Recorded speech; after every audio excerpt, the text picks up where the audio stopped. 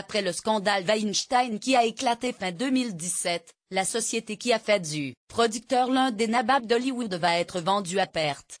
UPI/Abaca, la société américaine de production et de distribution de films annonce sa liquidation 2 semaines après que le procureur de l'État de New York ait posé des conditions au rachat du studio fondé par Harvey Weinstein et son frère Robert.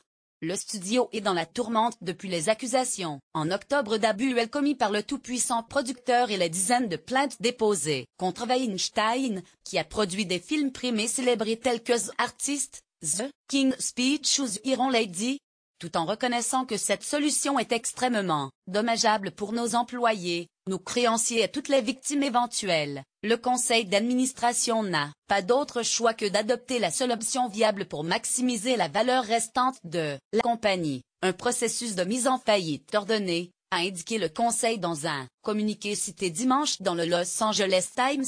Lire aussi, la justice new-yorkaise attaque le studio Weinstein. Le New York Times a également publié le même communiqué.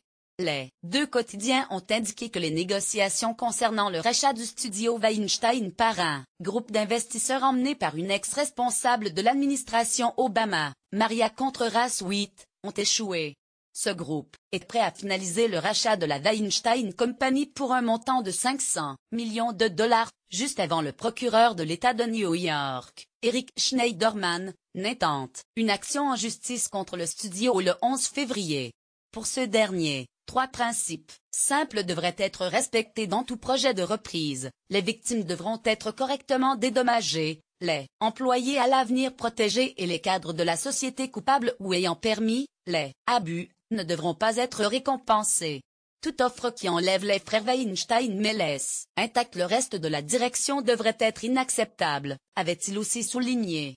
Selon M. Schneiderman, le projet de reprise prévoyait de confier la présidence de la nouvelle société à David Glacé, ancien directeur des opérations du studio Weinstein, une proposition qu'il a qualifiée d'inacceptable. Le magazine Variety a pour sa part publié sur son site une lettre attribuée à Weinstein Company, datée de dimanche et adressée à Madame Contreras-Sweet et Ron Burkle, qui fait partie du groupe d'investisseurs intéressés par le rachat selon ce média. Dans cette lettre, le studio affirme avoir travaillé sans relâche depuis une réunion tenue mercredi avec le procureur Schneiderman et les investisseurs. Il accuse ces investisseurs de ne pas avoir respecté leurs engagements pris lors de cette réunion en ce qui concerne la référence absolue à la politique en matière de ressources humaines et des dispositions en vue d'un financement nécessaire pour la période intermédiaire. Nous sommes arrivés à la conclusion que votre plan de rachat de la compagnie est illusoire et la laissera dériver vers sa fin, aux dépens de tous ses composants.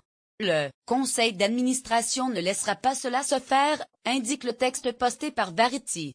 Ni Madame Contreras-Sweet, ni M. Burkle n'étaient joignables par l'AFP pour commenter cette information. Le frère de Harvey Weinstein, Bob, est actuellement à la tête de l'entreprise après le renvoi l'an dernier de Harvey Weinstein. Dans un des derniers développements de l'affaire, le chocolatier suisse Lindt & Sprüngli a ajouté son nom à la longue liste d'assignations en justice contre le studio Weinstein, accusé de ne pas avoir honoré les termes d'un contrat de sponsoring lié au Golden Globe.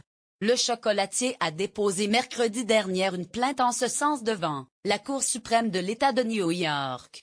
Plus de 100 femmes dont des célébrités, comme Ashley Judd, Gwyneth Paltrow ou Selma Hayek ont accusé Harvey Weinstein de les avoir harcelées, agressées ou violées, souvent il y a des années, voire des décennies. Le producteur, déchu, invisible depuis le début du scandale, serait actuellement en traitement contre les addictions dans un centre spécialisé de l'Arizona.